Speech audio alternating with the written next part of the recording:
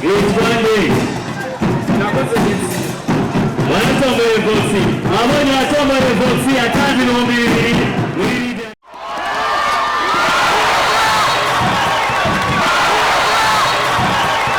nakiniye kuri Kotebu tike zitatu ntomboza Vogisi muneza nikose numva bindenze kabisa nk'icyo nobabwira bandanya bakina abatiyumvamwo gukina nabo bakavyumvamwo kuko ni ibintu byiza cyane kanyamuneza nikose ikintu nobahanura bopima imigisha yabo kugira barabe icimana yabateguriye kugira ngo bashikeko biciye mu mugambi mwaduteguriye kugira ngo tubone kazoza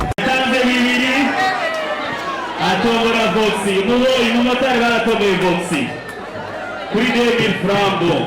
Ico nobabwira nuko iyo modoka atariyo ibaye ya mbere itombowe muri tombora yitiriwe weho kuki yishira hamwe Lydia Ridike Burundi. Iyi modoka rero igize iya gatatu, iya mbere twayishikirije igenekerezo rya 31 ndamukiza umwaka w'ibihumbi 2025 ku kibanza cyahoze isoko nkuru ya Bujumbura.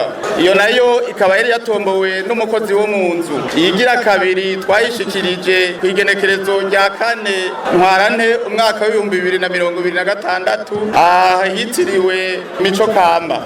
Iya gatatu murabona ko tuje kuyishikiriza hano, nukuvuga rero ibitombogwa muri Lydia Ridike biruzuye. Akaba kandi yatekereye impanuro watsindiye iyo modoka amusaba kutayanjwanjwa ko akayikoresha ibiteza imbere, yongera kandi atumirira abakwije imyaka yo gutigira kwijukira tombora. Nukuvuga aya mahirwe Imana yamuhaye ntayanjanjwe ko ahubwo ayavyaza umusaruro mu kwiteza imbere ndetse no guterera mu migambi y'iterambere y'igihugu cacu c'u Burundi. Nkaba kandi ndarikiye umuntu wese ari hano afise imyaka irenga 18 ko yo kwitabira urwo rukino kubera ivyo gutombora muri Lydia biruzuye.